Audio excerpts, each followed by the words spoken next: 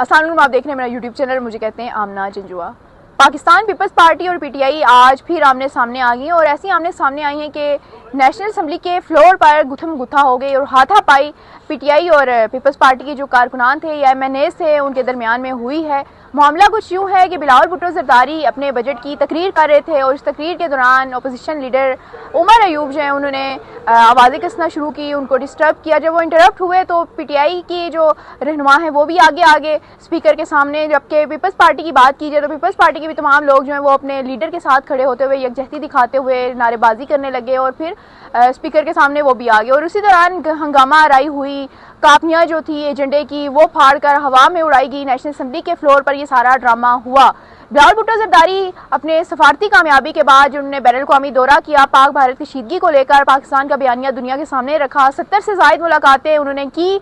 उसी हवाले से आज वो अपनी कामयाबी की विक्ट्री की तकरीर जो वो कर रहे थे, जिसमें वो ईरान के ऊपर भी बात कर रहे थे। इसके अलावा मोदी पर तनकीद करते हुए हमें दिखाई दे रहे थे। इसी दौरान अपोजिशन की जानिब से ये हंगामा आराई हुई और उस दौरान जो पीटीआई के जो लोग थे वो बाहर निकले और फिर इनकी हाथापाई जो है वो हुई। लेकिन उसके बाद जो है वो प्रेस कॉन्फ्रेंस की गई पीटीआई की जानिब से, जिसपे उन्होंने ज़रदारी को 10% कहा। इसके अलावा बिलावल पर यह इल्ज़ाम लगाया कि बिलावल सिर्फ जो सरकारी खजाने से मज़े लूट कर आए हैं, सिर्फ बिरयानियाँ खाते हुए उन्होंने इस जो टूर था उसको एंजॉय किया।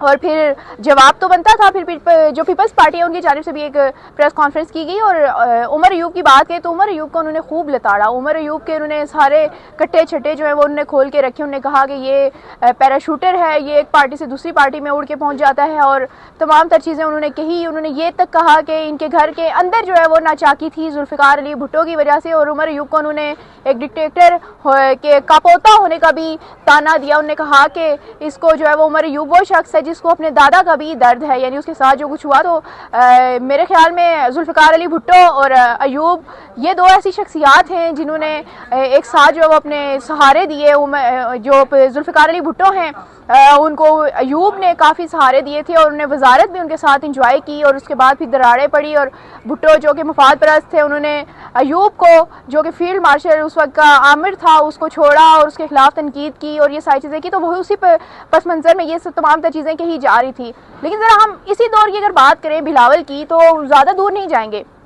बजट पेश होता है यही इसी साल का और बजट के जो तजावीज़ आती हैं उस पर पीटीआई को एतराज़ होता है और पीटीआई के बाद जो पीपल्स पार्टी है वो भी सामने आती है कि हम हैं तो इत्तेहादी हुकूमत के, लेकिन हमारे साथ सौतेला सलूक किया जा रहा है। सिंध की अगर बात करें तो सिंध को वो कह रहे हैं कि फंड्स नहीं मिलते। इसी तरह उन्होंने कहा कि हमारे जो सिंध के लोग हैं वो हमें कटहरे में खड़ा करते हैं, हमसे पूछते हैं कि ऐसी कौन सी मजबूरी है कि इस गवर्नमेंट के साथ खड़े हैं जो हमें बजट में पूछती नहीं है, हमें फंड्स नहीं देती। इसी तरह अगर पंजाब की बात करें तो पंजाब को लेकर वो काफ़ी संजीदा नजर आते हैं। पंजाब का मसला तो किसी तरह भी पीपल्स पार्टी से हल नहीं हुआ। पंजाब में मरियम की चलती है और मरियम की ही चल रही है।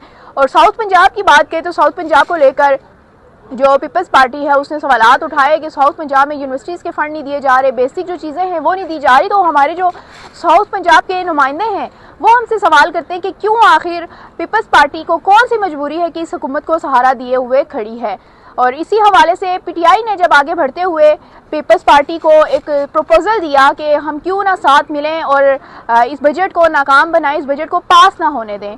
इस दौरान एक मुलाकात भी हुई असद कैसर और राजा परवेज़ अशरफ के दरमियान और उन्होंने यहीं पार्लियामेंट के अंदर एक मुलाकात की और उसमें ये बजट को डिस्कस किया। लेकिन पीपल्स पार्टी की जानिब से उनको कोई जवाब नहीं दिया गया। पीटीआई की कोशिश थी कि हम पीपल्स पार्टी के साथ मिलकर इस बजट के पास होने की राह में रोड़े अटकाएं, लेकिन ऐसा कुछ भी नहीं हुआ। आज बिलावल भुट्टो ज़रदारी ने असम्बली के फ्लोर पर यह कहा कि बजट में खराबियाँ ज़रूर हैं, बजट में नाइंसाफ़ियाँ ज़रूर हैं, लेकिन उसके बावजूद हम बजट पास करवाएंगे।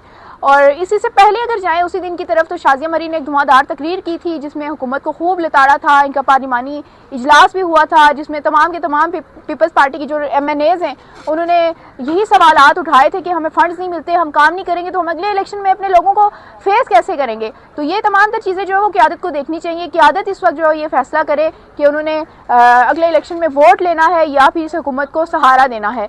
इस दौरान उन्होंने पीपल्स पार्टी ने अपनी पार्टी को, अपने पार्टी के लोगों को ये उम्मीद दिलाई थी कि उनके तमाम के तमाम मुतालबात जो हैं वो बिलावल भुट्टो ज़रदारी जो कि उस वक्त बैरून मुल्क थे सफारती दौरे की वजह से, उनके सामने रखेंगे।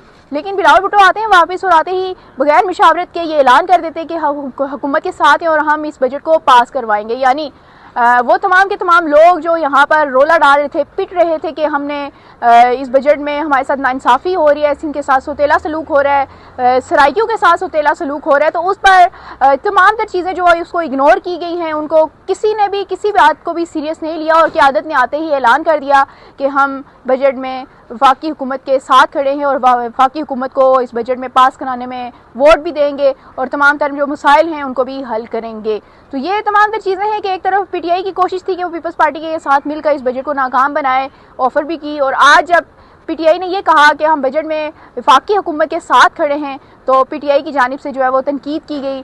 पीपल्स पार्टी पे बिलावल की तकरीर के दौरान तनकीद की गई, जिसके बाद उसको रंग ये दिया गया कि भारत का जो बयानिया है उसको यहाँ पर तकवीयत दी जा रही है, भारत के ख़िलाफ़ जो बिलावल भुट्टो ज़रदारी हैं उन्होंने तकरीर की। इस वजह से अपोजिशन लीडर जो आगे बढ़े और उन्होंने इसकी राह में रोड़े अटकाए और उन्होंने शोर शराबा किया ताकि बाहर के मुल्कों में दुनिया को ये मैसेज जाए कि हम इस इशू पर भी एक साथ नहीं हैं, हम इकट्ठे नहीं हैं, हम में यूनिटी नहीं है। तो ये है सियासी बातें हैं, इस तरह से कोई भी ऐसी बात नहीं है कि पीटीआई की जानिब से ये कहा जा रहा है कि आप देखें कि हम पे गोलियां चलाई गई, हम पे तशद्दुद किया गया, हमारे साथ बुरा सलूक किया गया, लेकिन पाक भारत जंग में जब हमारी ज़रूरत पड़ी तो हमने लब्बैक कहते हुए हमने फ़ौज का साथ दिया, हम अपने मुल्क के साथ खड़े हुए। तो ऐसी होती है, जो लोग होते हैं वो ऐसे होते हैं, मोहब्बत मुल्क से ऐसी होती है। तो ये तमाम तर जो सियासी बयानात हैं कि फ़लाना इंडिया का एजेंट है, फ़लाना यहूदियों का एजेंट है, ये हम पाकिस्तान जब से बना है तब से सुन रहे हैं और यही लोग बाद में आकर एक दूसरे के साथ मिलकर खाने बैठ जाते हैं। यही पीपल्स पार्टी थी जिसने पीडीएम का साथ देते हुए इमरान खान की हुकूमत गिराई थी और यही पीटीआई है जो इसी पीपल्स पार्टी को ऑफ़र कर रही थी कि हमारे साथ बैठे और इस बजट को पास नहीं कराएंगे। और जब फैसला उनके हक में नहीं हुआ तो पीटीआई ने इन पर तनकीद की और पीपल्स पार्टी ने दोबारा से हुकूमत के साथ खड़े होते हुए पीटीआई पर तनकीद की। और आज जो प्रेस कॉन्फ्रेंस थी वो शाज़िया मरी की पिछली प्रेस कॉन्फ्रेंस से बिल्कुल मुख्तलिफ थी। वो इसलिए कि पहले जो तोपू का रुख था वो हुकूमत की जानिब था, लेकिन आज बिलावल भुट्टो ज़रदारी ने जब ऐलान कर दिया असम्बली के फ्लोर पे बगैर किसी अपने पार्टी के रहनुमा की मुशावरत से, ये सोचे बगैर कि कोई खुश है नहीं है, तो आज शाज़िया मरी ने जो तोपू का रुख है वो सारे का सारा अपोजिशन की तरफ मोड़ा, उमर अयूब की तरफ मोड़ा और अपने लीडर को ये बताया कि हमें आवाम की कोई परवाह नहीं है, लेकिन जहाँ हमारा लीडर, जहाँ हमारा सियासी क़यादत चलेगी हम उसी तरफ चलेंगे और अवामी मसाइल जो हैं वो जूं के तू हैं। इसी पार्लियामेंट के लिए इस बार भी 16 अरब का बजट दिया गया है और ये सारे के सारे 16 अरब का बजट जो हमारे टैक्स के पैसों से आता है, अवामी टैक्स के पैसों से आता है, लेकिन उसके बावजूद यहाँ पर कोई भी अवाम का मसला हल नहीं होता। लेकिन जो पार्टियाँ हैं उनके अपने मुफाद देखे जाते हैं, उनका अपना बयानिया जो इस फ्लोर पर अवाम के पैसों से जो है वो बेचा जाता है। मज़ीद अपडेट्स आप तक पहुँचाती रहूँगी, तब तक के लिए अल्लाह हाफ़िज़।